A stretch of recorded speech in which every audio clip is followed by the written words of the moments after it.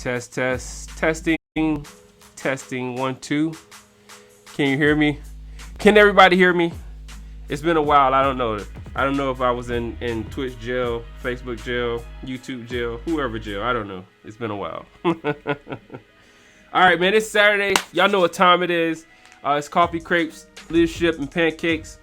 And today we're going to be talking about something that, a lot of us, especially if you served in the military, you got to make those decisions on important and urgent things, and you gotta place these things in the categories.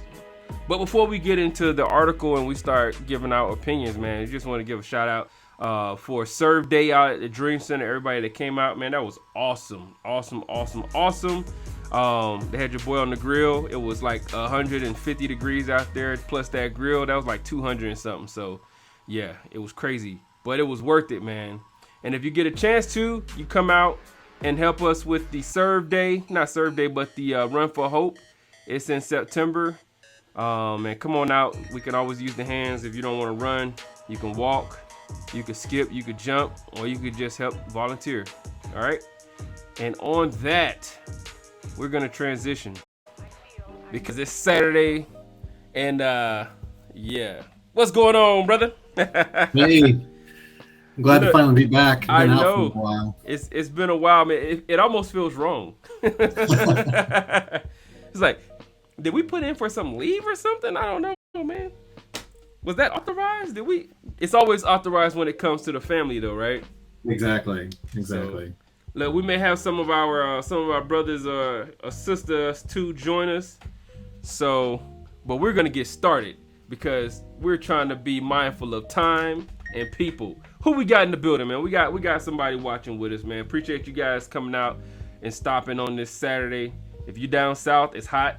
So, I hope you somewhere and you're enjoying some AC while you're chit-chatting with us in Coffee, Crepes, Leadership, and Pancakes. And if you say crepes different, if you say crepes or what's the other ways they say crepes? I don't know.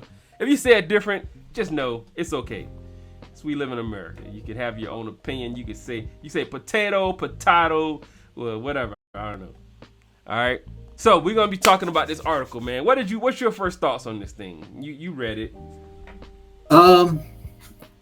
This is a great article. It's something it's really fundamental to allocating your time appropriately, but we forget it all the time. Yeah.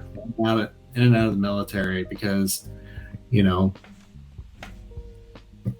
it can be hard to prioritize, and sometimes people above us and below us have a very different perspective on what's important or urgent. To piggyback on what you said, sometimes they'll prioritize their own way. They're not thinking about their subordinates, things that are important. So yes, that is so true. All right, you need a haircut, boss. No, I do not, Inspector Nacho. Thank you very much. I am very much within my regulations. No more 670-1 for me. He said, watching from head count detail. Hey, Steve Cole, man. Hey, I thought you was you on your way out the door too, right? I appreciate you guys coming out watching. We're talking about urgent versus important today, which is very important. Prioritizing family time, and if you're not married, you still have family. I'm sure you got family somewhere, right? And family is not always blood. Sometimes your family are the people that may have adopted you, whether they legally adopted you or you were just like always at the house and they was like, yo, this is another one of my kids. Right? I mean, I have my family was there, but I do have adopted family as well. So hey, it's and then in the military, you one of my adopted brothers. Hey, it's family all the time. It's a beautiful thing. That's one of the beauties of being in the military environment, man. You get the opportunity to extend your family, right? And if you never really had family, you gain a family. So that's awesome. So let's jump into it. All right. So urgent versus important. All right. And the article is by Colonel Mark Bloom.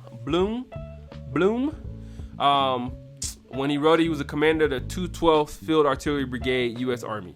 All right, so here we go.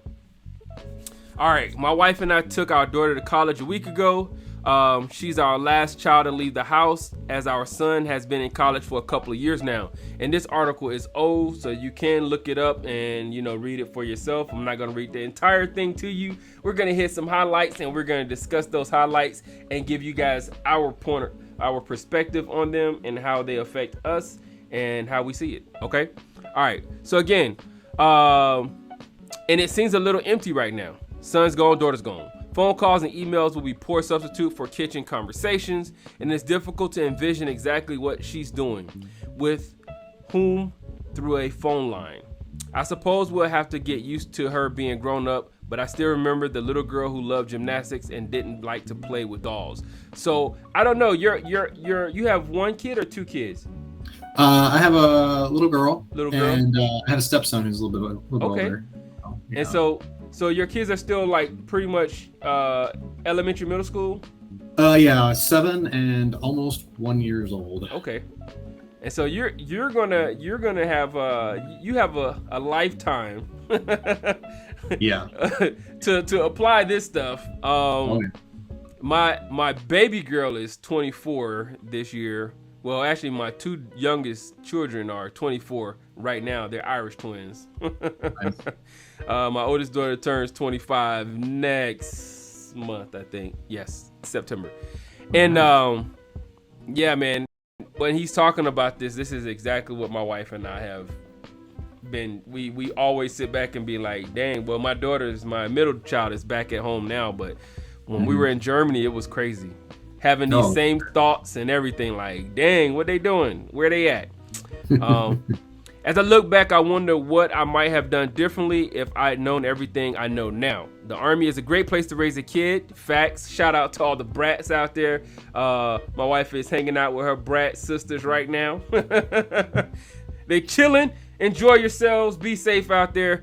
But that's the beauty, man. As a brat, you grow up, you make friends and family all over the world. However, you don't really get to grow up with some people. You know what I mean? Like people who grew up in one area, them, the area, everybody knows.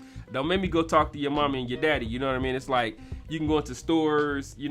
I met people. I grew up with people who lived in that area their entire lives. Like Fort Stewart, Hinesville. It's people who've been there forever. Now, mind you, their parents was probably there and retired military, and that's why they were there. But, me coming in there, it was like, I'm the new guy. Meeting new friends, but no, you're not from around here, are you? You don't talk like us. Yeah. So shout out to the brats, man. It is a great place to raise a kid, but I think I make a few changes given the chance. For instance, I remember a Thanksgiving in Germany as a major when I worked through the day and all night, only going home for an hour to wolf down some Thanksgiving dinner and then going back to work again. I don't even remember what the subject was, but I know now it wasn't important enough to miss Thanksgiving with my family. Facts. There are a lot of good reasons to spend time with your family and a far fewer good reasons not to. I've been in the field on my share of birthdays and holidays, and there's not too much we can do about that. Still, here's what I change. Okay, the good stuff. This is where we get into our talking points. I leave work every day by 1800, if at all possible, and earlier if I could. We work from before our children go to school until after they go to bed at night sometimes when they're small. How many hours might I have spent with them in the evening if I realized the chance doesn't come around again? Bruh. Yeah. Bruh. Yeah. What's your thoughts, man? Hit me. I mean,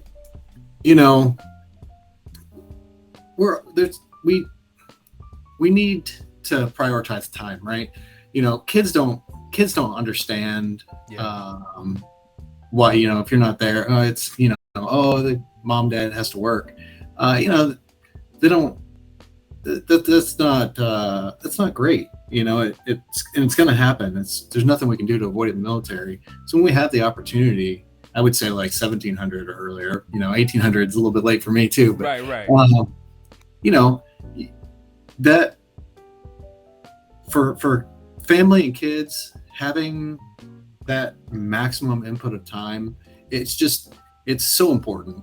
Yeah.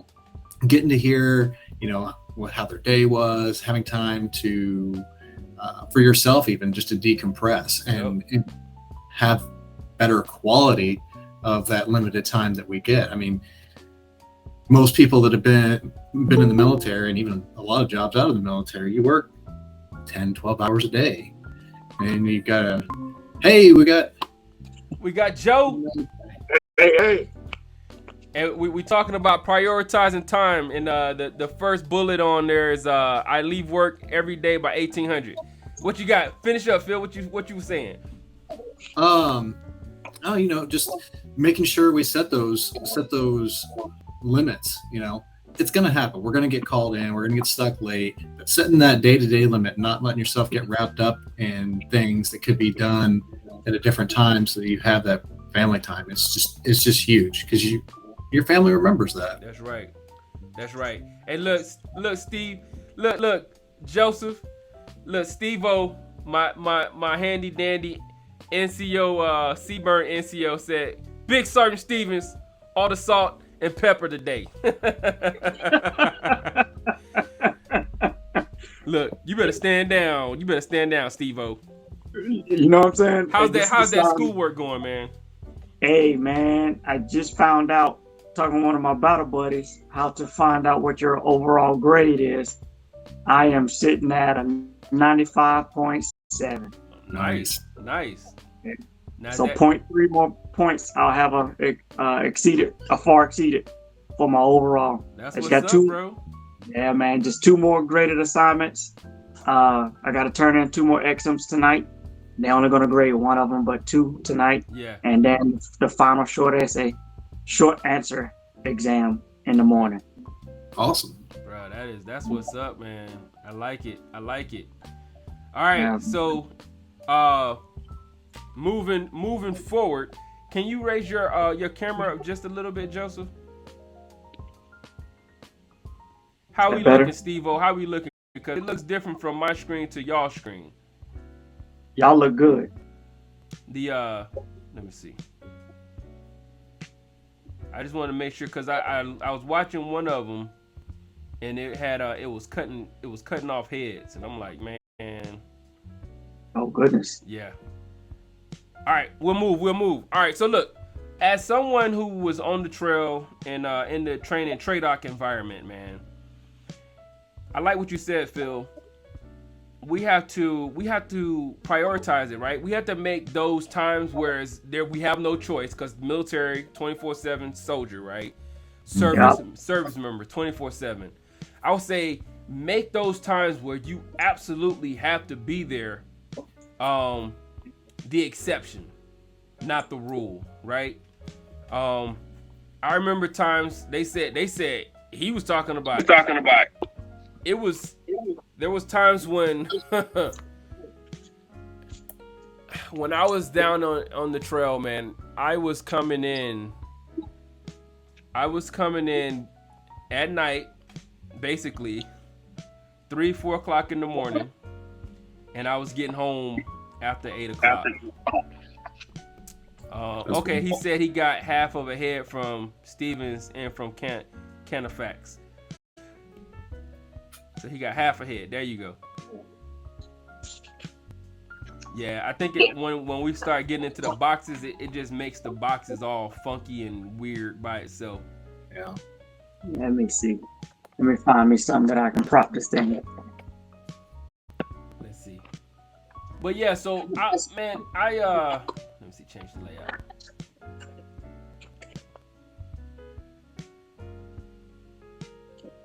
What does that look like? Spotlight tiled. How does that look? I see you, Phil.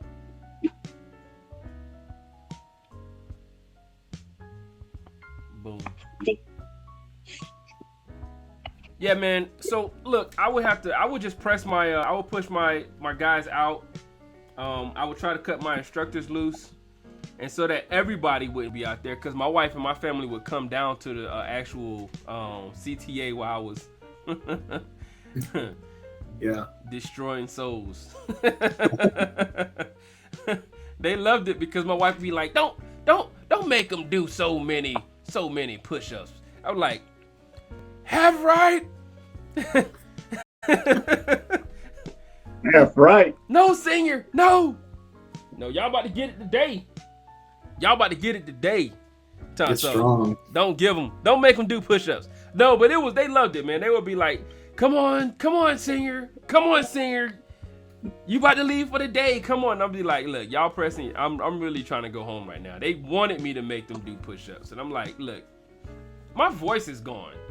But the thing was, I realized and understood that, it was important for me to get my guys out of there because, man, at that time, it was the norm that families were being destroyed on the trail, man. People was...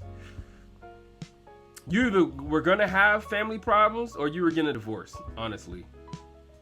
Yeah. He's been being called senior for like 10 years, old man. It's been longer than that, actually, while you got jokes. So, yeah, man, I think it's absolutely important that we make those times where we just got to be at work the exception. Make it the norm. And this is why it's important. This is why I wanted to talk about this article because it's important to get home. It's important to get to your kids. Like Joe, when you were getting out of there, to get to Manuel's track meets, when you was getting out of there, making that time to get, if you sit in your office, that your time will be taken. Yes, it will be. Right? If you sit there, like, what was it? Was that we were talking one time and the point was made that you go in to get some things done and then you open up that email instead of getting those things done? Yeah. Y'all remember that conversation? Yeah. Yeah. And you're like, oh man, I came here early to get some stuff done and I've been going through emails, putting out fires. Yeah, because you allowed for, you didn't prioritize that time. So we have to prioritize that time for our families and for ourselves so that you can sustain the ability to get through this thing, because if you don't, you will burn out. And there's a thing called performance punishment, right? If you're doing well and you are able to get these things done, man, people will continue piling stuff on your plate, right? Hey, you did really good on this task. Hey, I'm putting you on this next one. Hey, I need you to help so-and-so. Hey, I'm sending this person to your platoon, your company, whatever, because you are good at XYZ. Hey, I need you to square up this other soldier. Phil, look, we got this new officer who just came over from the green side. We need you to square him up. And it's good because they're thinking about us, but at the same time, we got to prioritize that time. Be like, hey, look, I got this time for you between this and this, and we got to get you out of here. I loved it on Bragg. There was a sergeant major. It was a command team that would go into the parking lot on Thursdays. In the parking lot, they drove through and they seen cars in your area, your company area. Oh man, they walked into your company area. You better had a good excuse. You best to have had a good excuse as to why y'all still at work after family time has started. Hey, look, I tell you, man, there was a couple of times my brigade sergeant major has called me because my building is right across from brigade headquarters, and so from his window he can see my building and my parking spot, right?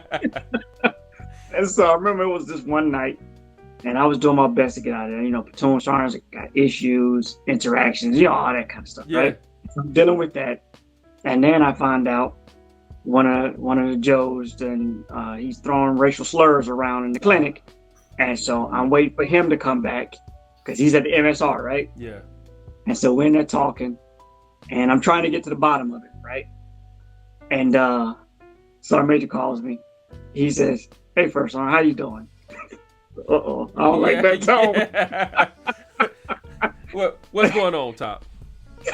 I was like, Sergeant Major, I'm all right. He said, "Now you are an excellent soldier. You're an excellent soldier, man. Excellent leader. You care so much about soldiers. I know you do. You care about them soldiers, right? But your family misses you. Come on. Come on. He said, why am I standing at my window looking at this big blue F-150? That you can't hide. You can't hide it. I can't hide it. At 1900. What are you still doing here, First Sergeant? Okay, Sergeant Major, I'm leaving. I'm leaving.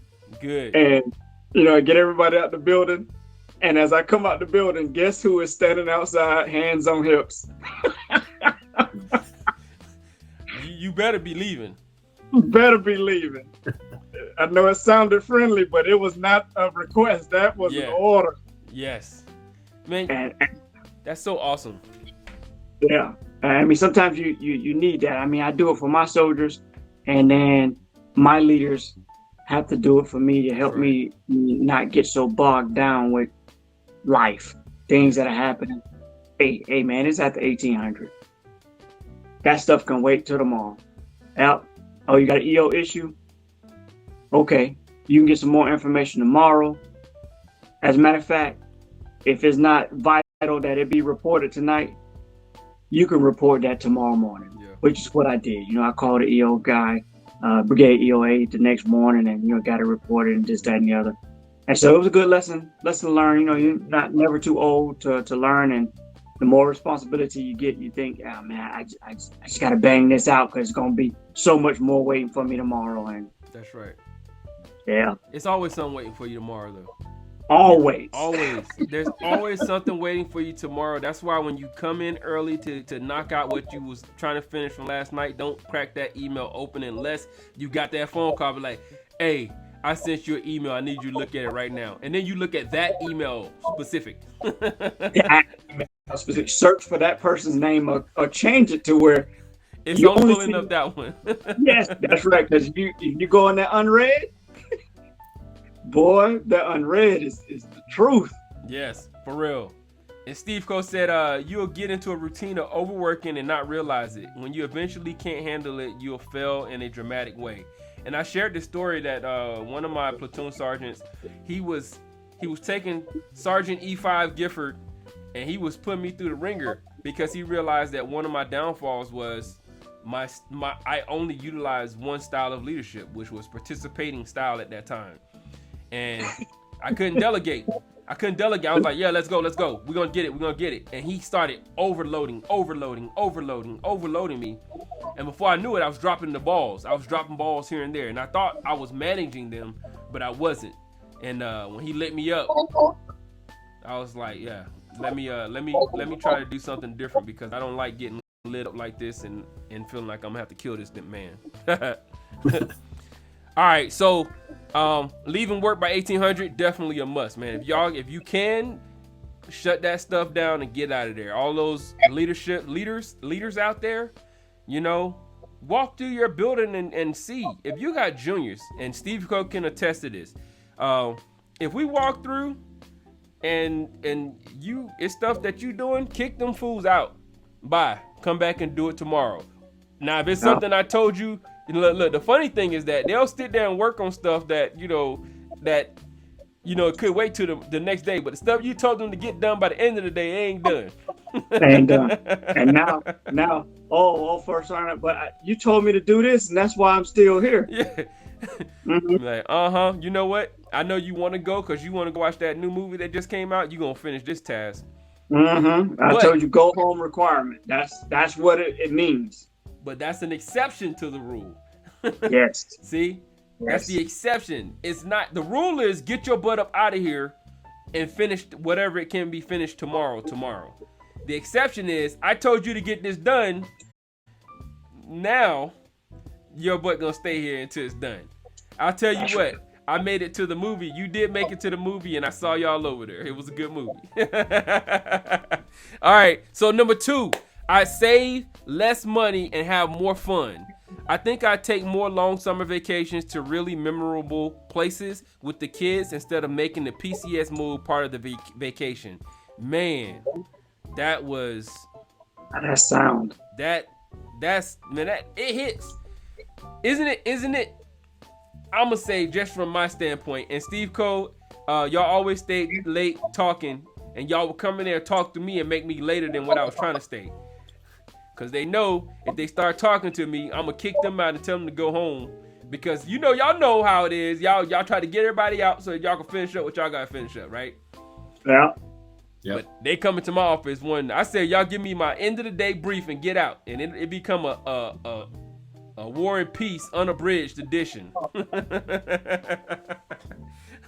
But you know what?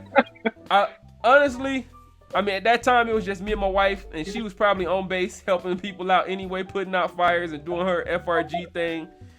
So it wasn't really a big rush for me, unless it was a day when she was like, "Get your butt home on time." Yeah. Then I'm like, yeah. Roger that. Yes, ma'am. Yeah.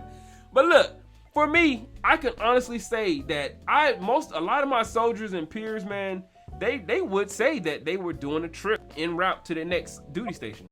Why is that? Why do we make the vacation part of the PCS? Is that a thing? It is. I think it's because, number one, we don't manage our time appropriately, during that tour of duty.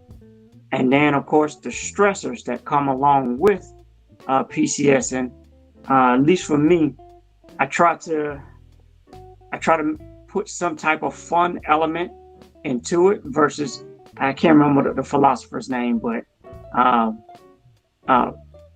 sometimes we get stuck with focusing on the destination and we forget about the journey. So for me, sometimes I think it's really good that in that PCS move that you have some types of things like that to break up the monotony of the move. Right. And you're focusing on the journey just as much as the destination. Yeah, that makes sense. And I think I kind of focus more so on the fact that I think the point that they're making is have vacations before the PCS. Don't just make the PCS the vacation. But the only, which is why I started off with poor management of your time during the tour of duty, because if that's the only vacation, then you telling me the only real hardcore time you spend with your family is every 3 to 6 years. Yeah. You are asking to lose them. One of the greatest commanders I've ever had, he told me years ago, he said, soldiers come and tell me all the time that they're family people, right? They're family people, family oriented. And then I look at their leave balance and they got 60, 80 days of accrued leave built. And I'm looking at him, I'm just like, well, I don't really, that really doesn't make sense to me because, I'm a specialist, huh? Right. I wish I had that much leave built up. I got 18 days right now. Hot days. And I'm about to use them. I'm thinking about dipping into the negatives right now. And he said, and so how long does it take you to accrue 60 days of leave? And I looked at him, it kind of rung then. I said, oh. He said, so in the civilian world, that's what we call paid vacation. Paid vacation time, right? Because the United States government doesn't stop paying you when you go on authorized leave. And so you get 30 days a year to go on leave. And I said, yeah, so it takes 2 years. He said, so you don't go on vacation for 2 years, right? And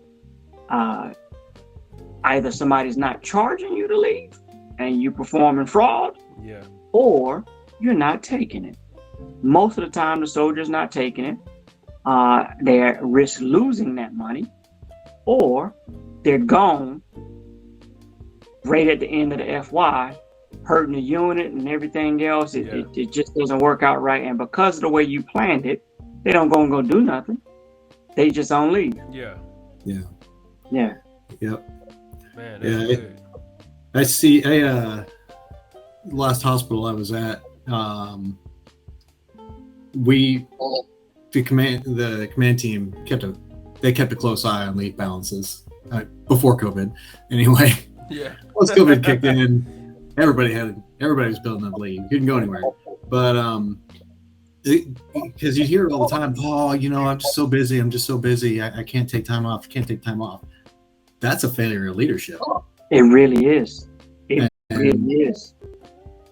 You got to take that time. It's not. You got 30 days of leave for a reason. Use it. Yep. Use it. you know, that was as a dead sergeant, that was one of my focuses. And then when I became a first sergeant and I got into the company, of course, there's all kinds of morale issues, this, that, and the other. And stop me if you heard me say it before, but I remember the first time I looked at the UCFR, Unit Command Financial Report, and I'm looking at leave balances. Like, first sergeant, you don't want to focus on the money? The money is easy, right? If they get paid right, that's easy. I'll get back to that. Let me look at these leave balances. Yeah. Hey, who is this specialist? Yeah, pull up that soldier's SRB. I want to see how long they've been in the Army. Soldiers been in the Army for 4 years. They have 80 days of leave. Oof. Are you kidding me? We talking about specialists, right? Yeah. The rank is correct. A specialist has 80 days of accrued leave. That's crazy. How? Yeah, soldiers are supposed to be burnt out. I don't want to be here no more. I hate the United States Army. The government, America sucks. Yeah. Yeah. You go for 4 straight years with no time out. Look, Steve said he got 67 right now.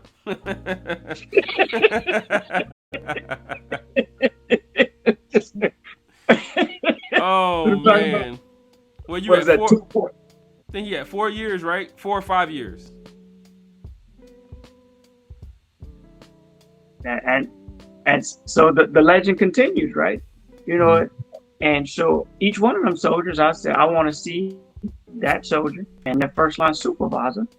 And sergeant, you're going to help this young soldier develop a plan for leave. Yeah. Not you try to burn it all at once.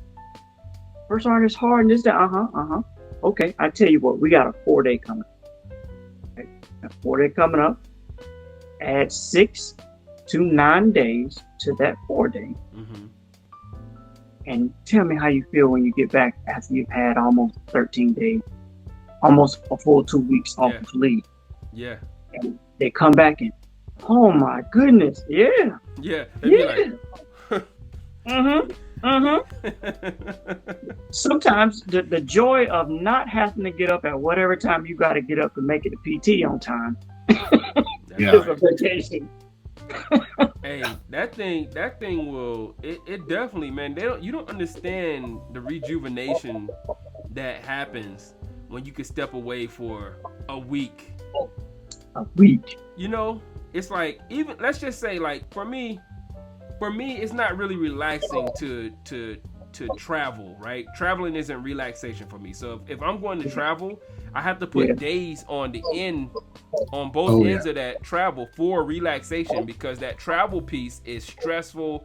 It burns me out because I'm an introvert. Yeah. I recharge in here, right in this room. Yeah. Either reading, playing my video games, or just being by myself until the boss comes and snatch me up and be like, enough time inside of the cave, get out. No, a few more minutes, please. We have that post-vacation. So yeah, man, you know, so I understand people that, you know, that'll take leave and stay home. So what I would do is I would take my leave. For units that would allow for you to do it, I would do a whole week. I would do Monday through Friday. And if I get put on some duty on that Saturday, Sunday, it's fine. If I don't, guess what? I got Saturday, Sunday, Monday through Friday, Saturday, Sunday. Yeah. That way, those 2 weekend days were my days that I could just, you know, relax. I'll sign out on that Monday. I'll sign back in on that Friday and whatever. He said, I just smacked 4 with all that bad sports gear. What bad sports gear? So yeah, man, it's very important. That time that you take will definitely, you know, just get you back where you need. Reset things, recalibrate. And you know, by that time, honestly, before I'm done with my leave, I'll be ready to get back to work. I'm like, oh shoot, man. It's time for me to get back out here and do some PT in your man cave. Whatever, sports gear. Ain't no bad sports gear in my man cave. It was bad sports gear in your barracks room. Patriots. Blasphemy. Exactly. All right, so, you know, don't wait until it's PCS time to take a vacation, man. Get your butts, schedule something. And it is important to take a vacation. It's very important to take a vacation.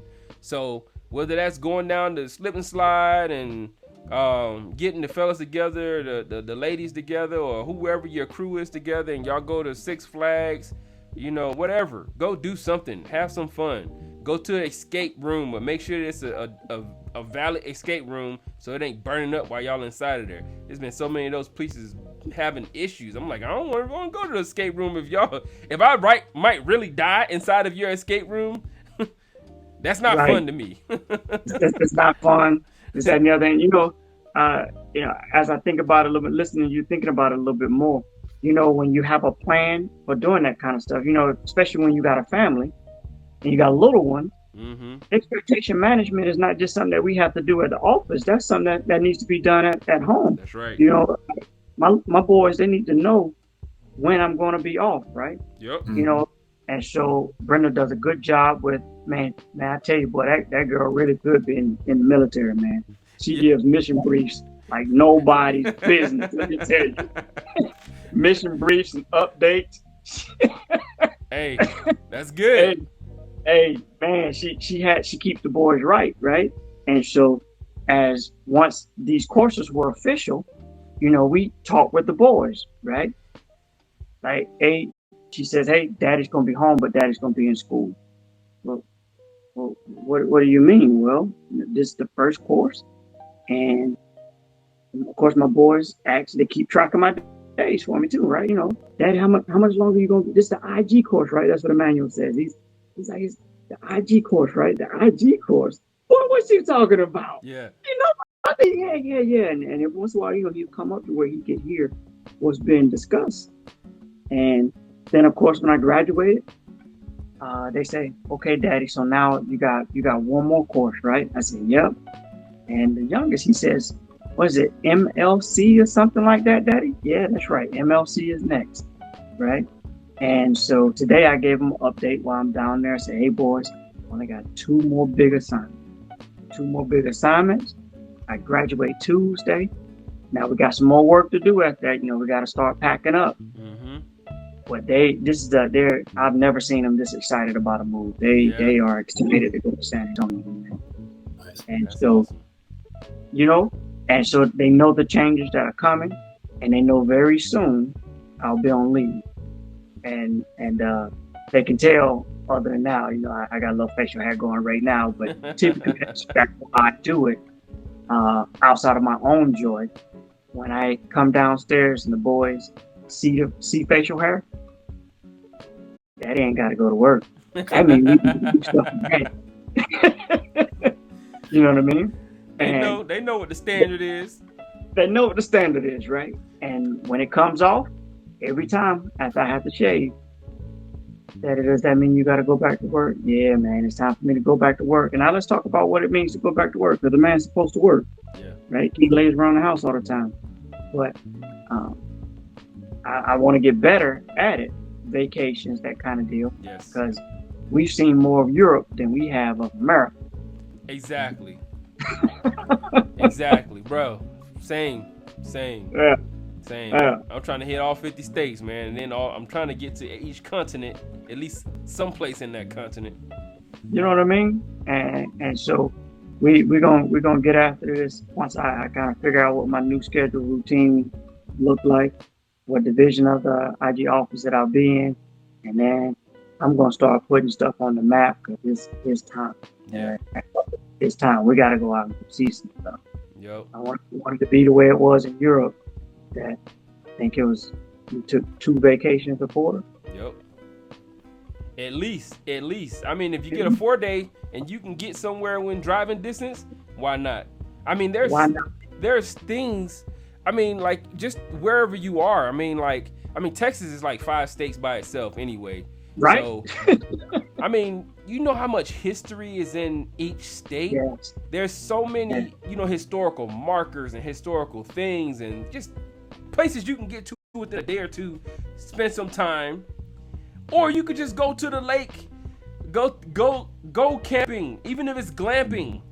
You know what I mean? That's the only way I'll get my wife out is the glamp. We're gonna have to have like one of those hard shell things. Yeah, Jill ain't hearing them. Yeah, no, that ain't happening. She'll be like, I'm gonna sleep in the car, and if something happens, I'll come out there with the gun blazing for you. But yeah. So look, Steve Co said them kids be paying attention. That's really cool. Top number 2.0. And Grand Canyon is amazing. Long drive from San Antonio though, but if it's within a day, it's not. If you got a 4-day and you could drive there and back a day, look, go get it. It's about creating memories, man. This is what I took from this whole article is create more memories and experiences, because your kids aren't gonna remember the gifts. You know, not all of them. We bought our kids Christmas presents one year. My daughter left the thing that she wanted the most right at the daggone lake, right after she opened it. And didn't even, I remember it more than they remembered it. Cause I'm like, we spent all that money getting this stuff. And somebody else spent all this money and you left it at the lake so that they could play and run around. That's what they remembered. Create experiences, man. Don't, you can't buy that. There's no money that you could put on that. You could do free experiences. Like I said, if you're gonna take the PCS, when you use the PCS, man, make it the best. We stopped, I'm gonna tell you, driving back from California, east, we stopped in a place that we could. We went to the OK Corral, we watched the shootout, we did the Tombstone shootout reenactment. Yeah, we made the whole day. It was like we could have rushed through and got to where we had to be at. But we stopped in all these little places where there was little nooks and crannies and these special little things, and we took pictures and little silly things that, you know, you'd be like, oh no, like the planner and me, we gotta hit these hot spots, right? But these time hacks. Yeah, exactly. And we got to phone it in. Look. We are at our, you know, whatever point, rum station, whatever. It don't matter. That is not what you do on a PCS move. That's right. Although I have been guilty on it on the past 9. I'm too. Trying to be better. Me too. That's what I'm saying. It's like, that's why this article hit me. It was for me, you know. Yeah. You know, it's for me. This is stuff that, you know, me and Jill sat down and we talked about, and it's unfortunate that, you know, we're looking back and, you know, we're gonna do better. We got the grandbaby to try to do more better. That's not a real word, y'all, but I'm using it. More better than we more did better before. is an appropriate colloquialism. Yeah. More better. All right, so he said, I'd make it a priority for them to see their grandparents more often, regardless of where we lived. You know, it's important, because if you've ever been away from the U.S., you see your service members, your battle buddies, and something happens at home, you know, and you trying to get back home, you know, you didn't get to spend that time with them, man. That's time that you can't get back. Remember, create experiences. That experience of I remember going back home, my parents bringing us back when we lived in Germany so that we could see our grandparents, man. I still remember those days and those times and the feelings and emotions of being able to get back home stateside and spend time with, you know, grandparents. So it's important. What do you guys think about that? I mean, family in general. I mean, we point out grandparents, but whatever family is important. It's being in the military is hard. You're never home. You know, every once in a while you get that one soldier who gets stationed where they grew up, and they're usually not too happy about that. But we're always moving. We're always places. Or, you know, I like the approach of bringing your grandparents or whatever family to you. Right. You know, sometimes if we get lucky, we get to go to some pretty nice places. I haven't gotten Germany yet, but it's a goal. Yeah. But, yeah, you gotta. You know, my parents weren't in the military or anything like that, but I remember family trips to see the grandparents because they didn't live in the same place. You know, you remember that stuff forever. Right. Never. The trips, and then the feeling of when you got there, right? Mm-hmm. It's wonderful, man. And then they appreciate it. You know, they really do appreciate it. Like Joe, you just brought your their grandfather out, right? He came out and spent time, and I remember them talking about, you know, while he was there, all the excitement on their faces. It's just something that You know, it's amazing, and it's something that you have to make sure either you bring them out or you get them to them, right? Yeah, one way or the other, you know, it's a joy to watch my kids with their grandparents. You know, they got both sets, and that's a blessing because that doesn't always happen. Right. And spend as much time as you want. Yeah, because when my parents came to Germany to come see us, they traveling grandparents. They coming, right? And it got there, and you know the boys were excited. And then when it was time to go, you know, it's a sad time.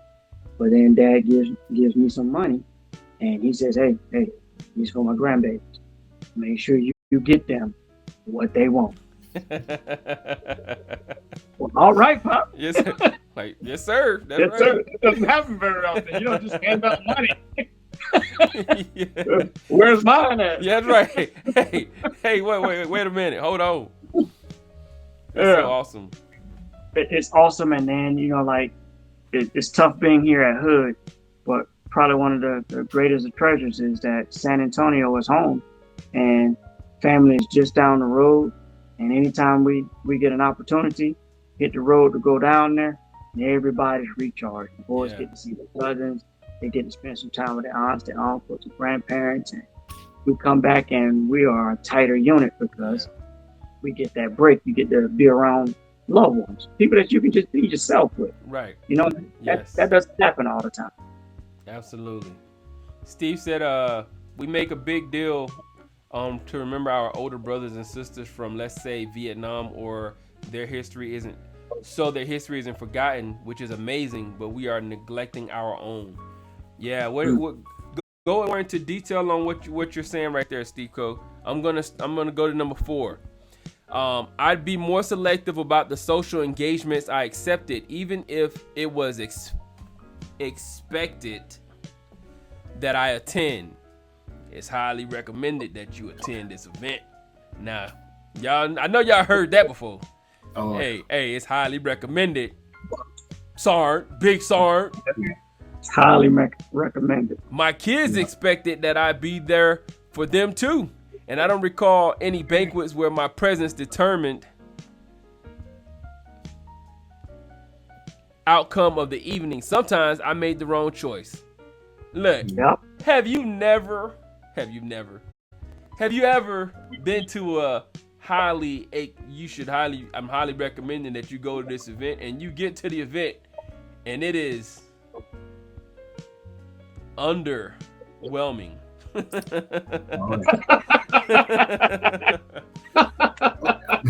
It's like I could have not come to. I'm just talking all wrong today. I could have stayed home. I could have missed this event. Yeah. You know what I mean? Yeah. And there's been more than less. I'll say that, where it was highly recommended for us to be there, and we really didn't need to be there. Yeah. You know, and so when you have conflicting, you know, if you don't have anything going, I got it. But if it's like, I'm gonna use an example, and I'm gonna say this was a good example, but I'm using it in a bad way because my daughter was not very good in her orchestra days, nor was my son.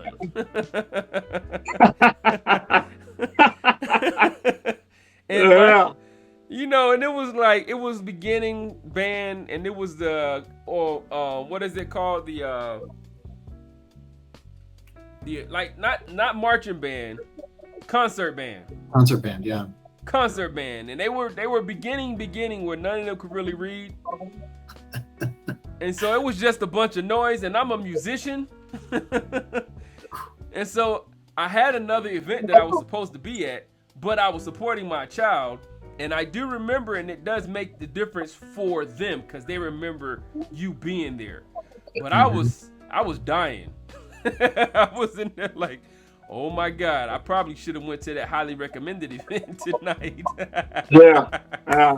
But I'm glad that I was there because I can joke about it, and you know, you'd be like, come on, we were whatever, you know, it's whatever. But I was there to experience it live and to record it, so that we can all relive the pain. Yeah. Now, mind you, if I would have seen it on the camera, I wouldn't have got the full weight of that, experience, like I did being there. And then just knowing, like, just seeing my daughter out there in the little the seats, and if she look up into the crowd, and she can go like this right here, and then me and my youngest daughter there, we like. Hey, the world, man, is yeah. All the crazy things, I remember. She's in college now. I can't believe it. One of my oldest niece, and we went to her 5th grade graduation. Right now, of course, in our day, there was no such thing as a 5th grade graduation. You just taking your butt to middle school. Yeah, right. I didn't have one either. I was like, what do you mean graduation? I'm thinking high school. Yeah, like, she's not old enough for that. They just graduated from elementary school. Graduated. Yeah, graduated. Lord, okay. And so we get there, and it's a full, all-out ceremony, man. Like, they got them in caps and gowns. Yeah. And I said, oh, my goodness. And they were giving out some, some candy, man. They were really doing the everybody gets a trophy type of deal. You've seen academic excellence awards coming out. You're like, okay, all right. That's appropriate. You see some sports achievements awards. Oh, okay. All right. Elementary school. I know it ain't really a sport yet, but okay. Right? More wrangling them together and try to, hey, everybody looks in this direction. Right. Herding cats, man. Herding cats. Herding cats. I got it. And then they start making up stuff, right? Participation awards and trophies and that kind of deal. And I'm groaning and complaining in the back. Brenda and my sister-in-law both, yes, you know me. Oh my God, what did they say? That sounds like that kid's stupid. That's what that sounds like. You sat at your desk very well award. Like, what? And so the one that really got me, they said it was the Triers Award, and I said I couldn't hold it in no more, man. I had bit the tongue, it was bleeding, but at this point I was the what award? The Triers. The Triers. Did they say he tried? So he failed. Why is he walking across the stage? And the Triers Award. Yes, they were just popping me. Stop it. And my sister-in-law, she's like, he could be slow. Yeah, so why would you highlight that in front of everybody? In a room full of 100 people? What? Little Johnny, this sounds like Little Johnny didn't make it if he tried. Because there was no end result on the try. Right. It was the Triers Award. You came up short, but you did try. You did try. So they had him a little certificate, little tiny trophy. It's crazy. Hold on one second, man. One of my classmates calling me. And a trophy. Wow. Yeah. Hey, what's up, brother? Phil. That's insane. It's my time. Oh my God. Oh man, that was actually pretty. I don't know how I did that. Okay, but yeah, man, that's unfortunate. The teams are. But at least everybody agrees with. At least the you were there for your niece. Yeah. Oh yeah, man, I was there for my niece. I was excited about it, but seeing some of the shenanigans happening there. But what made me think about it, especially from a different perspective, is what you were just saying. That memory was made. There was some pain involved in sitting there listening to some of that foolishness. But she's grown now, man. She's over at UTEP in El Paso, man, getting her degree. She's in a pre-med program, and nice. And she's a grown woman, and these days when I see her, she's a little shy, a little soft-spoken until you get her riled up. Yeah. I actually have a relationship with her because of going to some of those painful things. Yeah. And so that's good. Yeah. That's good. So all of those expected events. Yeah, teams for some reason looks weird. As Steve Co said, he's never been to a military ball. I don't know how that happened. I think nope. That was the what is that, dining in that we did? So that wasn't a military ball.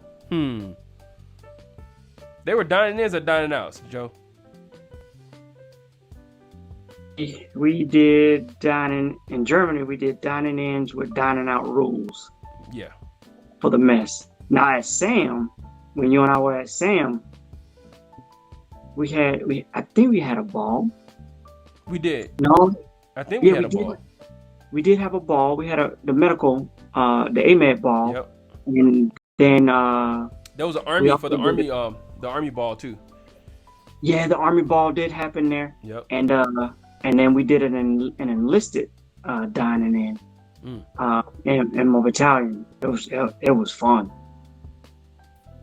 And Steve said he missed all those events, Joker. Don't use my word. All right, so I would pay more attention to which teachers my children had and less attention to the grades they made. Now, I don't know what he's. I can't. Maybe it's just the educator in me and the student of learning in me that says that I would still pay attention to the grades. I wouldn't stress the grades as much. Not saying they wouldn't be important, but I wouldn't beat them up, especially so my kids experienced that new math switch. You know what I mean? So when we moved from San Antonio to California was doing that new math. Y'all know what I'm talking about? I don't remember the name of it. Common Core. Common Core. And it's like midway. So it's like you've learned your whole life this way of doing math. And now, because this school is in this Common Core stuff, you got to do it this way. And you could get the right answer, but if you didn't show your work through the Common Core way. And I really felt I wanted to go into the school and I don't want to say go postal, but I had an issue because I'm like, yo, y'all are switching these kids in the middle of what they know. And then you find out the reason why they was doing the Common Core was because it was designed for people who had a hard time understanding the other way, to help them a different way of understanding how to do it. So, okay, there's another way to skin the cat, but you're hurting the people who already understand it the other way. So why don't you give them this as an option to do it, but don't say that this is the way, right? This is another way. Let's do that. Because some people's brains function like that. I understand that. So you give more than one way of doing it, and now this is the test. Finish this process. Now you got to show work. Either way it is, whichever version you do, you still got to show your work. I understand that. But I felt so bad for my kids. And that's why I was like, you know what? Hey, just pass it. Just pass it. I'm so sorry because I don't understand it myself. I'm trying to learn it. And I'm just like, why don't you just do it? Nope, can't do it that way. I know. And so I wouldn't focus so much on the grade, but the process. There's some things that I just don't agree with. I don't agree with everything about evolution. Right? I can't. A monkey, if we've been here for a long time and we still haven't seen any monkeys have people. I'm just saying, right? I just don't agree with it. Now, learn what you're saying has to happen for this test. Some stuff is just to get the right answer on the test and don't apply it. Now I tell my kids, if you don't agree with everything about it, learn what you need to learn to get through this thing and then dump that crap. Maybe it's not the right answer, but you know, if you go in there and that teacher's telling you, blah, blah, blah, blah, blah, look, you can't defeat. It's like I tell my kids when I'm coaching, you can't beat the referee. You can't beat the referee. Play the game. Play the game the way we practice. And let the game, what you're playing, let that decide the outcome, right? Don't try to fight the refs, okay? So that's why I try to tell them, man, look, don't sit up here and fight the teacher, because the teacher is, unless it's an exception, right? Some teachers are just, you know, they're not right. But most teachers, most educators are trying to get you to a place of success. And so in that process, they might not be experienced with every type of learner. So, you know, you got to give them grace too. But that's why I say I would focus more so on the I would focus. I wouldn't get so much emphasis on the grade, but I would still focus on the grade because I want to set them up for success. You know what I mean? We know, if you don't have the grades, going to the next level can be hard. Fortunately for us, the military, they facilitated us being able to get into some places that, if you weren't in the military, you might not have been able to get into. Yeah. I got a soldier who he got his doctorate degree, and he came in the go to war, go to jail program with a GED. Wow. But he's now a doctor. You know what I mean? Look at that. If it wasn't for good old Uncle Sam, maybe he wouldn't have been given that opportunity to step into some of those, higher education doors. So, that's why I say I would still focus on the grades, just not put so much emphasis on it. What y'all think about that? He made kind of 3 points here in a row that were all education based. Yeah. And kind of what I took away from it, my sister's a teacher. And one of the number one complaints that she has, and one of the number one problem she has, is lack of parental involvement. They come rolling in and, oh, my kid's failing, it's all your fault. Right. It's all the teacher's fault. And, you got to education, and he mentioned sports too, but it's just an involvement thing, I don't know Common Core, and my daughter is less than a year old, so I don't have to worry about that for a while. Hopefully they switch back. But yeah, but you got to be involved in your kids' education, because if you're not involved in your kids' education, you're probably not involved in a lot of other stuff. That's right. And it shows. It shows in their grades. It shows in the behavior. You're molding and shaping a human being into what they're potentially going to be when they grow up. Now, not everybody follows what their parents taught them, for better or worse, depending on the situation. But, right. That's, as a parent, that's your opportunity. And they're going to go to school and they're going to be there like 7-8 hours a day.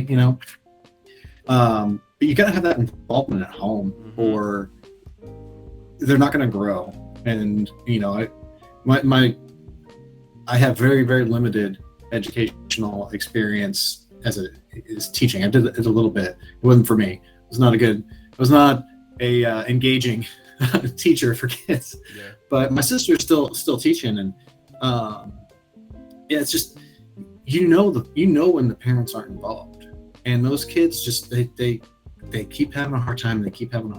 Yeah. And parenting matters. Being involved. Sometimes as teachers can tell you stuff about your kids that you don't know either. That's right. And help you out. So. It's a partnership, man. And Jewel Junkie said, "What's poppin', Papa Gift and guest?" And she said, "The brat babies say, hey, brother." What's going on, brats? Shout out to the brats, man. My wife is out with her Berlin family. She grew up over there, Berlin. What was it? Berlin Bears. Shout out to the Eagles, because I was a Nuremberger.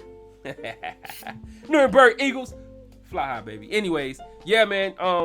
Speaking on that, I'm glad you made that point, because my wife, the Jewel Junkie, man, she was really good with the projects, man. I used to be like, you too good. They know that they didn't do that. They know that this girl didn't make this project. Your butt sitting down here making the project like you trying to get the grade. But she was involved. I mean, like, we got pictures of them in there with, sticking the stuff all over the places, having the cutouts in the ear. I got all these things, and it is the creating the experience, the memories that they will always live on with. That grade, they don't really care about the grade. They remember that. And then, like you said, Phil, what are they gonna do? They're gonna remember that their parent was involved, and that when they have kids, they're more than likely, hopefully, that they will be involved. And so if you're a leader, you need to get your butt to the house so that you can help with those school projects. Before 1800, okay? Don't be doing that. Like I said with Joe, man, I remember when you're in these special assignments, it's hard to get out. I remember sitting at my desk getting ready to leave, and somebody would come up and be like, "Hey, first sergeant, you got a minute?" And you're like, "I know that this minute is really 2 hours." Yeah. Right? I know it. And sometimes you have to be like, are you feeling threatened? You know, you ask those hard questions. And if it's not that, can we have this conversation in the morning? Right? Because I gotta go. I have to go. You know, it's Army first, family always. It's always. You gotta take care, you gotta do mission, you gotta do those things, right? But family's first. He said, "Pops, I gotta go. Peace out. Much love to you. Good to see you. Stevens, nice to meet you. Canifax, God bless." Hey, man, God bless you too, brother. Appreciate you coming out, and be safe. Let me know when you're getting out. What's your dates? Not now, but send it to me. So, yeah, man. You know, and Joe, I remember you getting out, man. I remember leaving work, and I see your butt on that track with your bad daggone knees. But you leave work after punching the clock early in the morning, all through the day, and we're sending people all over Europe and Africa and all these places because that's what we did. And then you still made that time to help, your son get ready for track. And then on the weekends, going to the track meets and it's hot or it's raining. You remember them daggone storms? And we still out there.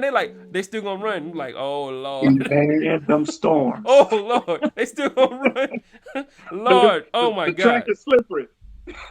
Bruh, but that's how we supposed to be. When I read this is what I'm thinking about. Like, yes, we do those things, we make it happen. I mean, I did coach my girls' AAU basketball team, and I made time. This is when I was trail. And hello, Tay, this is Lisa Berlin. Brad, what's up, Lisa? Haha, what's going on? Berlin's in the house. Anyways, appreciate you coming out, Lisa. Thank you. But yeah, man, it's one of those things we have to make it. We have to be more intentional about making that time. We have to. You're a leader. You make those time for those expected events. Make time for family to create memories and experiences. Make time. You had something on that, Joe? Man, first I loved the both your perspectives, and so the only thing that I would add to it, because Tay, I really like how you said partnership, right? And Phil, when you talked about people coming in and blaming the teacher for all of their child's failures, that's just terrible. And so one of the things Brenda and I try to do at the beginning of every year is when we get to meet the teacher, we explain that we're not those type of parents, right? If my son is not meeting the mark on whatever it may be, we want to know about it. Also, we are involved. Any projects, work, something that he just needs to work a little harder on, let us know what resources are available, because we're not certified teachers, and we'll do it at home. That's right? Because I come from a family of teachers, right? To get on the spiritual side of the house, one of my spiritual gifts, as well as my wife, is teachers. We are teachers, right? It comes natural to us. And Brenda, truthfully, whenever she decides to go back to school, her discipline is early childhood education. That's what she went to college for. That's good, right? You know what I mean? And so, yes, teach your children at home. It is a partnership between parents and teachers. Their child's performance, it goes up when they know their parents are watching. That's right. And their parents are proud of them, right? In the IG course, when we were in the inspection section, right? The common rule of thumb, Murphy's Law, is your soldiers will do what the boss checks. That's right. That's right. They're going to do what the boss checks. If the boss don't check it, it's not really a priority. Yeah. Right? We'll get to it, right? I'm not saying that I'm going to break the rule, but I'm not going to say that I'm going to drop everything and go do it. Because if the boss cared about it, the boss would check. And if we say we care about our children's education, and yet we have no involvement in it, then that sends a deafening message to that child. Because as we all know, you face all kinds of challenges in school. It's Right. not just the challenges of work. It's learning how to make friends, how to deal with people that just don't like you for whatever reason. That you feel you say making human beings, right? They're human beings and they experience everything that we experience out in the adult world right there in that daggum school. That's right. Right? Yeah. And it's a confined environment. So sometimes they experience things that we won't experience at work. And now on the grades thing, it's an output, one output that comes from the education process. So yes, I have to focus on it to a degree. Right. But something that I tell my sons, my track coach in high school, I'll never forget it. Never forget it. He said, leave it all on the track. Yep. If you leave it all on the track and you come in last place, I'm not upset with it. That's right. You tried as hard as you can. That's all I can ask. That's all I can ask. You gave it everything you got. I watched your form. I watched your stride. I watched your breathing. And you gave it everything you had and you still came in last place. That's okay. That's okay. Right? But now if you get out there and your form is bad, you're not doing any of the things that we trained on doing, now I got a problem with it, right? Because you didn't give it your all. That's right. And so I've tried to apply that to my life, and that's what I try to teach my boys, right? Because you were talking about that change in curriculum and stuff. So we came from Germany to Texas. You know what the boys' grades were like in Germany. Yeah. Man, we got over here to this Texas curriculum. That first report card, it was some D. It was 1F, and it did stand for fantastic. Fantastic. Man, it did stand for fantastic. He said, "No, you're looking at it wrong, Dad. That's fantastic. This is a fabulous report card." It took everything within me to not I'm gonna wear you out. So lay some hands on you. We want lay hands on you suddenly. But we got through that, and to support them, understanding that, man, they went through just as tough as that move was on us. It's probably tougher on them. Yeah. Right? Probably tougher on them. Because when I go to work, people they're gonna do what I tell them to do because I outrank them. Yeah. Right. But in the classroom environment, that's not the case. Yeah. They gotta start all over. That's right. All the way over. You're right. All the way over. New curriculum. They gotta make new friends. They got new teachers. New environment, man. It's really, really tough. And so that's one of the outputs. But I tell my boys all the time, if you come home with a C, because D's and F's are not acceptable. Yeah. Right? That's not acceptable. That's lazy. Okay? Yeah. But if you come home with a C, my first question will be, did you give it your all, son? And if you say yes, I'm going to verify what your all was. Right. I want to know, were you asking questions in class? Did you ask your teacher for extra credit? Did you come talk with us about the challenges you were experiencing, or were you hoping that it was just going to turn out? Yeah. Right. Were there study events after class where you could be in study hall or something like that? Now, if you've participated in most or all of that stuff and you come home with a C, I will be just as happy as if you came home with an 8+. If you came home and your final grade was 100, or you came home and your final grade, what is it, 75, I think is a C. Yeah. Right? You came home with a 75 and you did all that stuff and you still came home with a 75. We're going to go celebrate it like it's 1999. Let's go. Let's go. Let's do it. Because I've had classes that kicked my butt. That's right. That kicked my butt. I prayed through a bunch of classes myself. Like, Lord, man, please. Look, Phil, you in it right now, ain't you? That's been the last year and a half. It's just constant butt kicking. It's every day. But I took my last phase 1 exam yesterday. So now I get a nice long break. Yeah. Before doing clinicals. and then I take more tests, not as many tests. So, hey, look, Yeah. man, we rooting for you over here. We are rooting for you, brother. Brother. And you know the thing is what I like about it is that when parents are still pursuing education, it makes it harder for them to forget what their child is going through while they pursue education.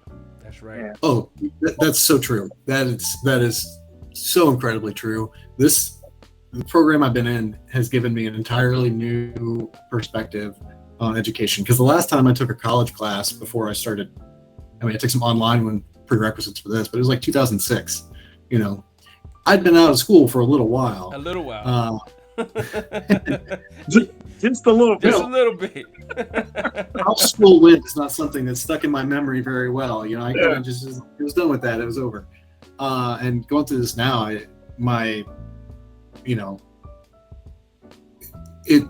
have a new perspective on education, having gone to school older, and I think it's really going to benefit because I have gotten some C's. And C's are the minimum here. 75 is the cutoff. It's a little different and I put the same amount of effort in every single time.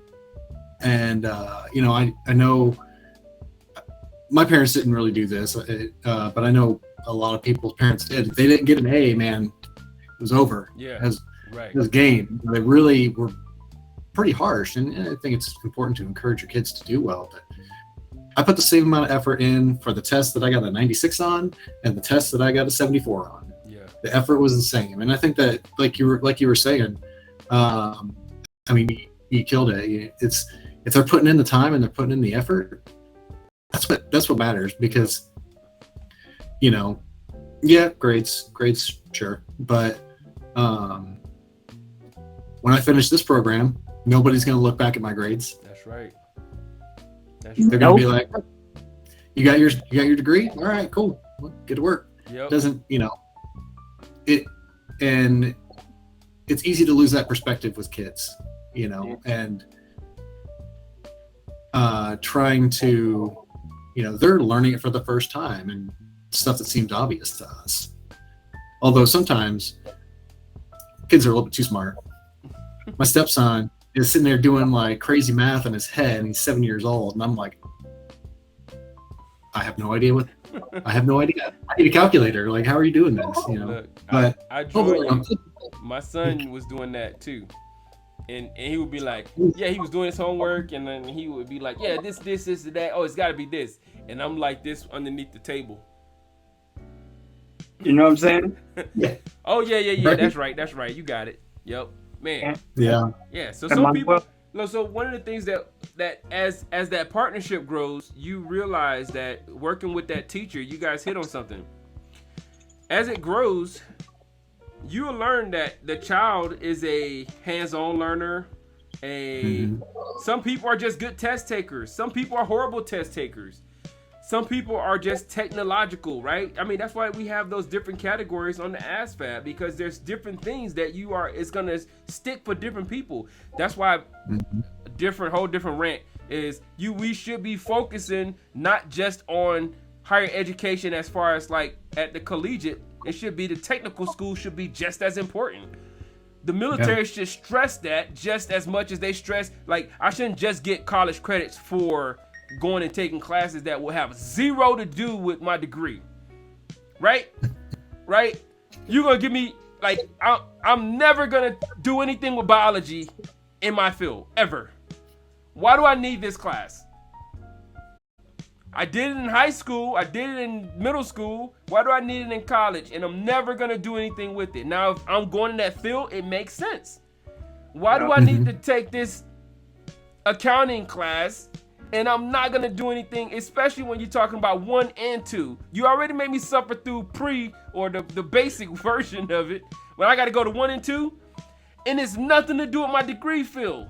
You know what I mean? And I got to pay for it. The thing is, you got to pay for it. Yeah. They got to find some way. In high school, you're not paying for it. That's well, if you go to public school, that's tax dollars. Yeah. But when we talk about going to college, now we're talking about what I owe you. Yeah. For this class, how much you charging per semester hour? At least 350. You know what I'm saying? Hey, nah, man, I don't want that. And so I certainly feel you on that. And, you know, it's that's just one of those tough nuts to crack of benefit to end user versus producer. I don't know if we ever fix that. Yeah.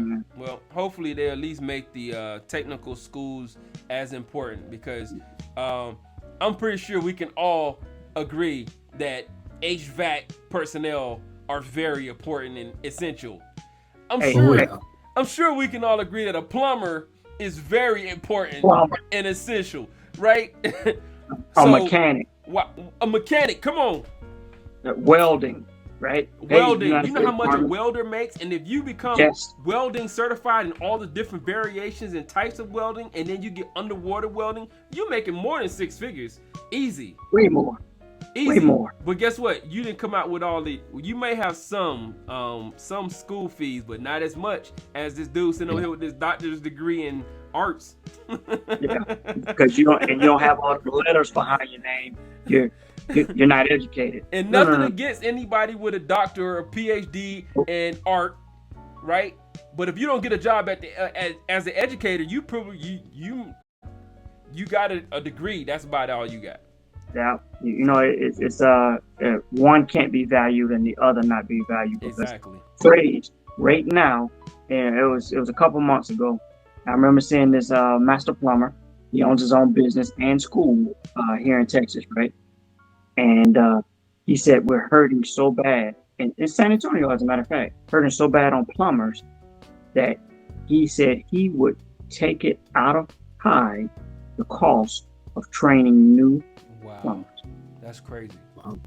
He would take it out of high because that's how much he cares for his craft, and the city needs it. He said, and 2 or 3 people showed up.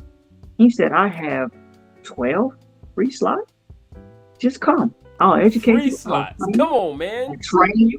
I'll give you an apprenticeship. Everything that you need to become a plumber, right? And for those who earn it, I may have a spot for you on my roster to where you don't have to look for a job. Wow. Yeah, you start off at the bottom. It sucks.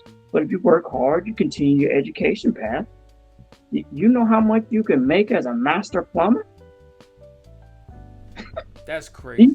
Even the mid-grade title is about $150 a year. Dang. Yeah. But we don't stress it. We don't make it important. Just like he said, we got to. So I know we went down a long rabbit hole. So Phil, you said that the next one was about education. It is. It said I'll go to all the PTA meetings, not just some, in every sports. Yes. Through the door at night, I'd be more absorbed in their worlds. Yes. I could have thought about most of those problems after they went to bed. What did it say? I throw the frisbee more often with the kids and do less yard work, or include them in the yard work. You beat me to it by that much. Yeah, right. I mean, put those kids to work. Make it fun. It's experience. You're creating. You know, what my mom did in the summer. I will never forget this. Huh? Look, she woke us up early in the morning, and we were outside doing yard work. Asthma, allergies, whatever you had, you were out there doing yard work. And then we helped her set up for her yard sales, and we were the ones my mom was the mayor of Fort Stewart.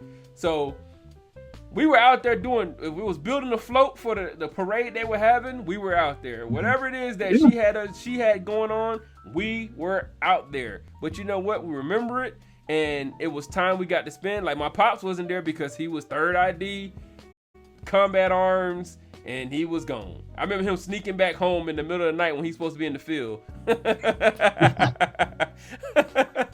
I remember. I was like, huh? What is that? He'd be like, hey, shh, I'm just coming in and give me a quick shower, boy. I got to go back out to the field. I was like, okay. I did not understand what he was talking about until I was in the uniform. And I'm like, wow, now I understand the importance of that quick shower and running back to the field. But you know, man, the more time a parent spends with their child, and the more time a child spends with their parent, the less time that child has to spend time with poor influences. That's right. Or making bad decisions. That's right. And so I want to get back to it. My knees ain't nowhere near what they were when I was in Germany. But every Saturday morning, man, me and my boys, we worked out together. Yeah. And Nice. It was tough for all of us, but fun. You know, we had stories. Yeah. We get to laugh at each other while we out there. You know, especially my youngest. You know, Phil, you haven't met the Joshua. Yeah. Ted has, he is an animated character. Let me tell you, Yeah. that 8-year-old is. And so, yeah, so we're out on a trail somewhere, you know, near the neighborhood, and he is looking like pain, agony, and misery all together. And we just started, you know, like 2 minutes into it. Yeah. Just agony, oh, agony. Yeah. And it's so fun. It was so funny to see the older Germans, because, you know, they see Americans and we're out and about, and they're like, oh, look at that. Yeah. Rare thing. Normally y'all driving in cars and getting fat. Right. And so when they see us and then him acting like that, you see the old people, they're smiling, just they're pointing. I know they're talking about us, right? And then my oldest son and I, then we get to motivate him a little bit. Come on, son. Right? If we was in the backyard, you'd be running and flipping and this, that, and the other. It's the same thing, man. So let's make it fun. Yeah. Right? Let's see who gets to that spot right here the fastest. All right. Now control your speed, manage your energy, because how long do we got to be out here? We got to be out here for an hour. We got to be out here for an hour. Okay? And I ain't carrying you back. That's right.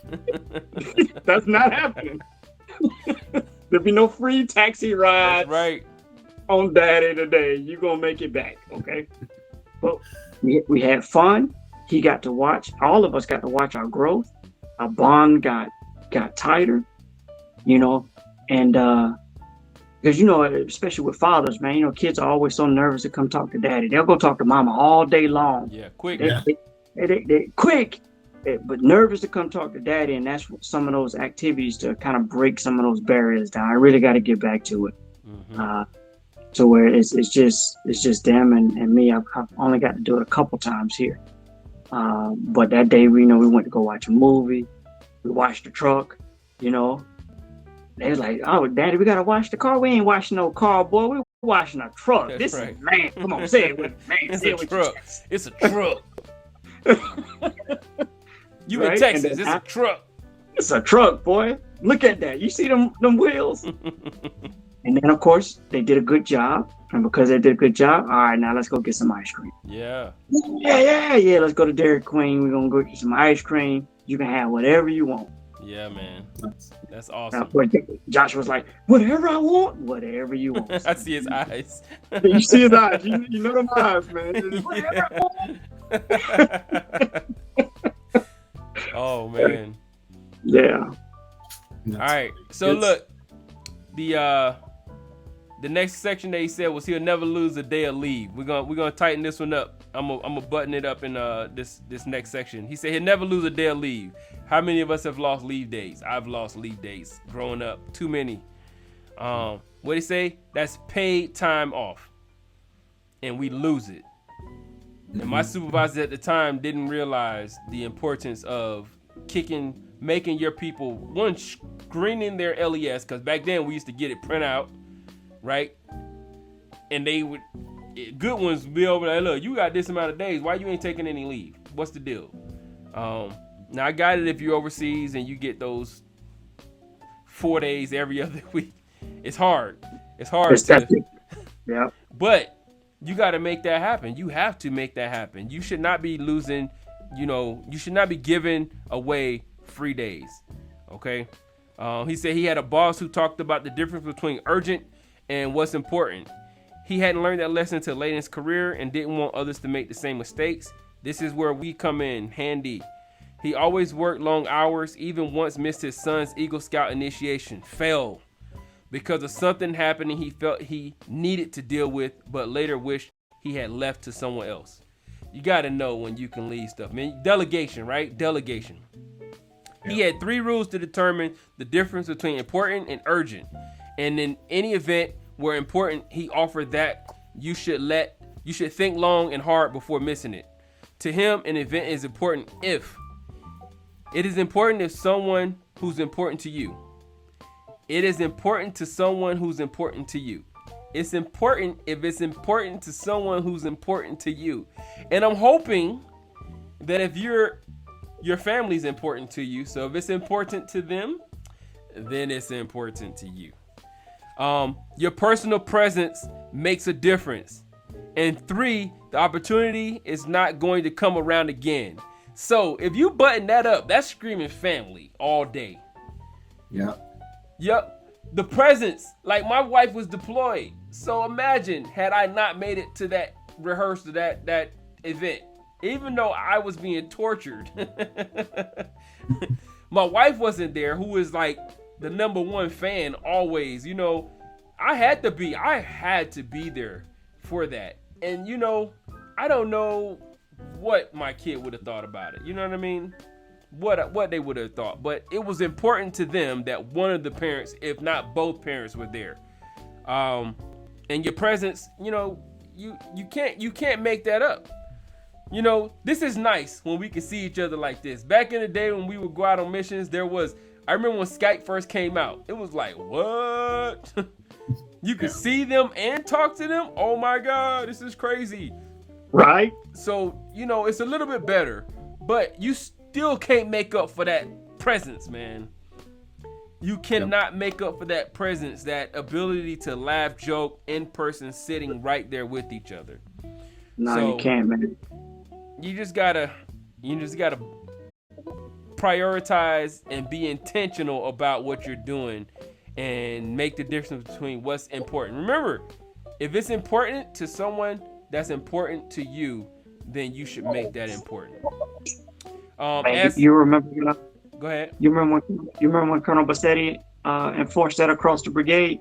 It was time for I think it was CSEC or Saber Strike. It was one of them, and he was like, "I don't care what your position is. You could be a commander, you can be a sergeant major, you can be a first sergeant, and I'm naming these for a reason. Mm-hmm. Some of you got high school graduates back in the States. Some of you got college graduates or getting ready to go to college. You don't get to go back and take your child to college for the first time. That's over. You don't get to make that. You can't make that up. There were some people who were missing a childbirth or a grandchild being born. He said, you're not going to miss that either. That's what delegation is for. You're going to make that because you can't get that back. So I appreciate hearing that rule, man. Look, perfect segue.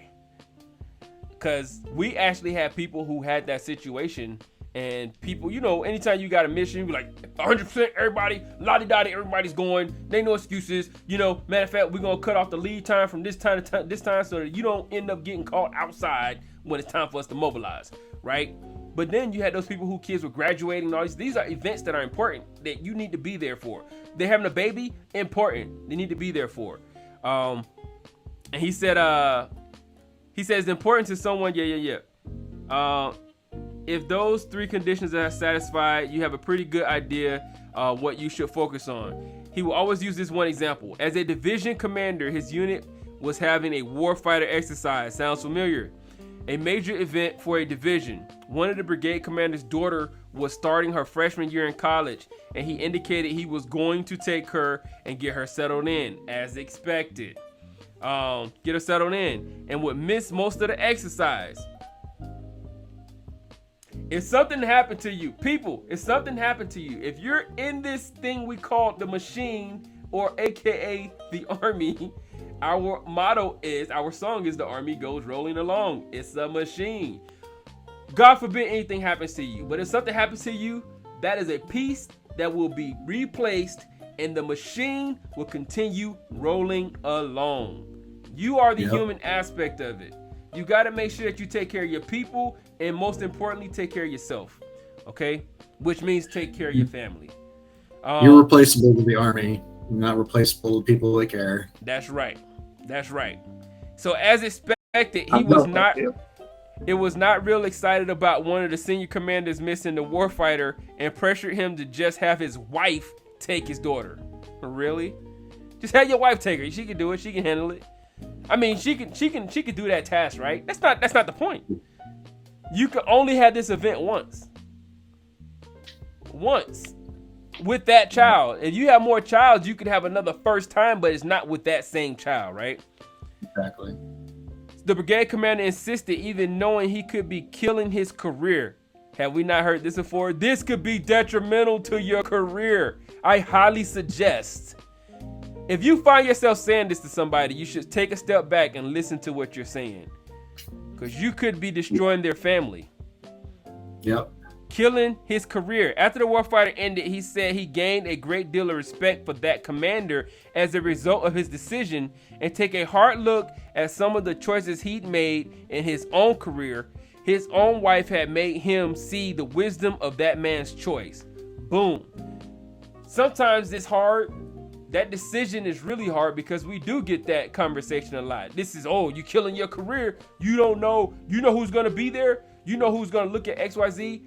Look, if it's important to someone who's important to me, I'm going to have to make this decision.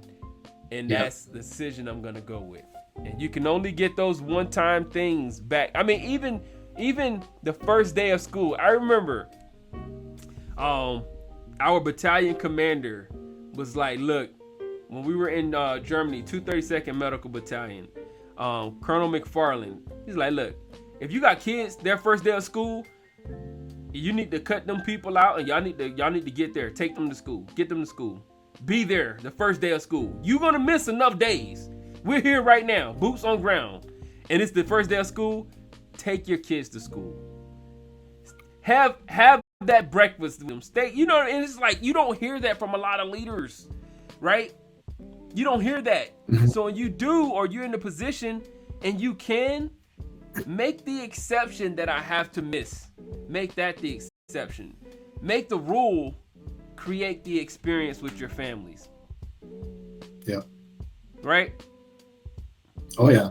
I mean, there's always going to be stuff. The Army's always going to take every minute that it'll give you. And for people that are not in the military, outside businesses will do that too. Right. They're going to take your time. They're going to take every minute you're willing to give them. That's so right.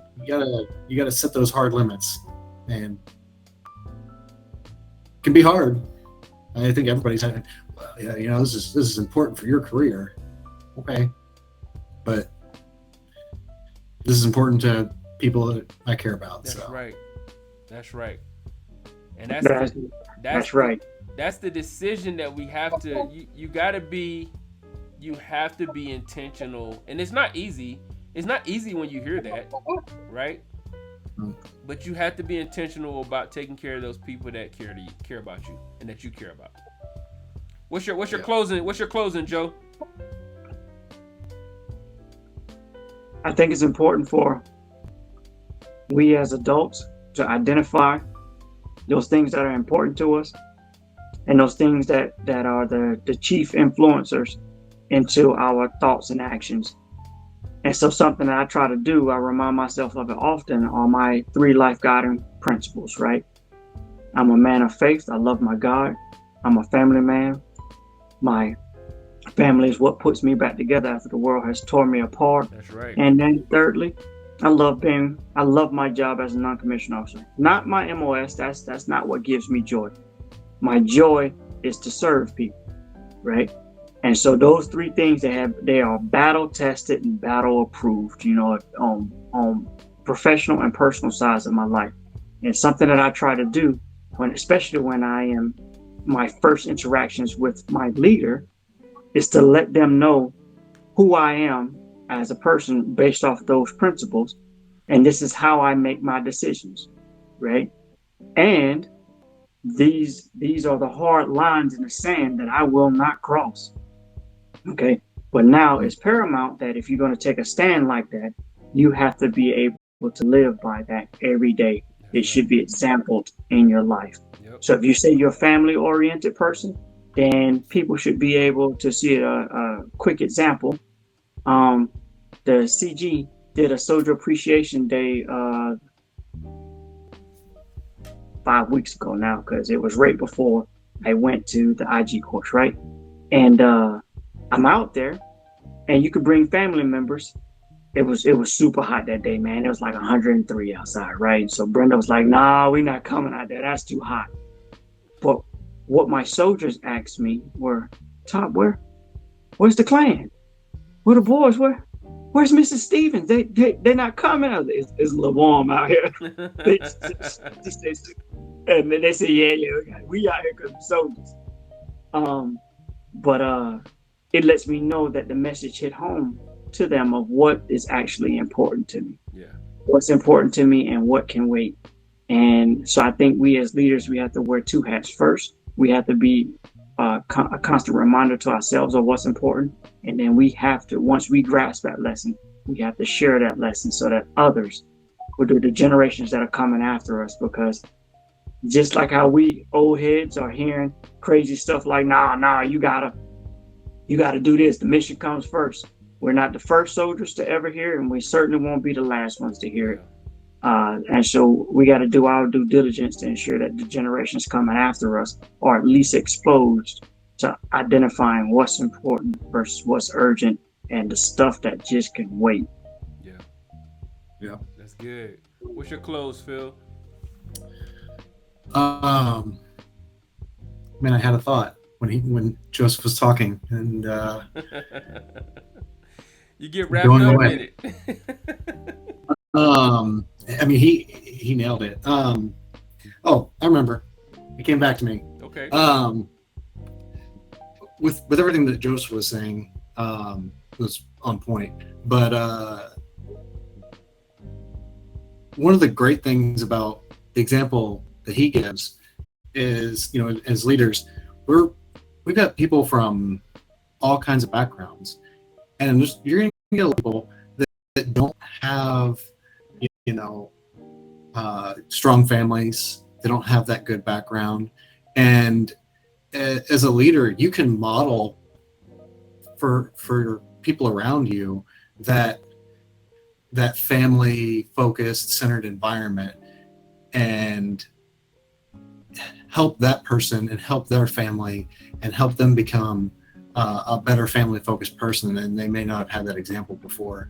So doing what, like Joseph was saying, people noticed when his family wasn't there, and some people you wouldn't even think about it because they didn't come from that kind of background. Right. But that being that living example of what's important, people around you see it, and if you're doing your job as a leader and doing your job as with your family, people notice. That's right. And there's no compromise, right? When you're doing it, when you're being intentional about, and you can do both. You absolutely can.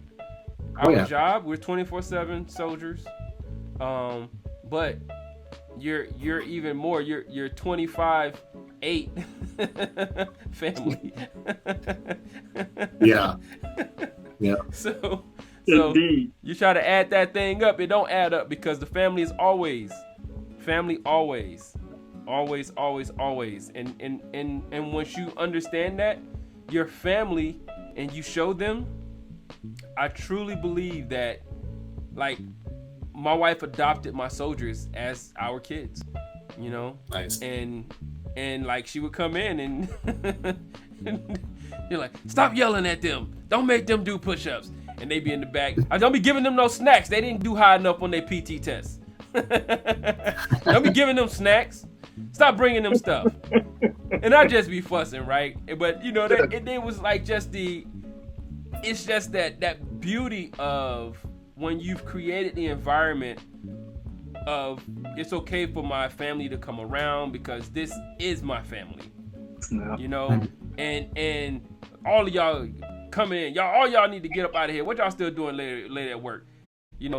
I can't come and snatch him up if y'all still at work. It's just one of those things. I would just believe that if you're being intentional about it and you're building that relationship with your family, that you're also going to be doing the same thing and embodying it so that the soldiers, like, I love what you said, Phil. Sometimes we are the only, not we, sometimes the leader is the only right way that they're going to see it. And so I remember the leaders, some of the leaders that I saw, that I could see how young people would look at them and be like, I want to be like that. They got the fly car with the rims, with the sounds, but they're hopping, they're club hopping all the time. Mind you, they're married, right? They're club hopping with the single people, and they doing what single people do. Now, and with bad credit. With bad credit. I'm not judging. I'm just saying. Then you start seeing, remember that one article we talked about, the mirror effect? Then you start seeing those soldiers who are resembling those leaders that they're looking at.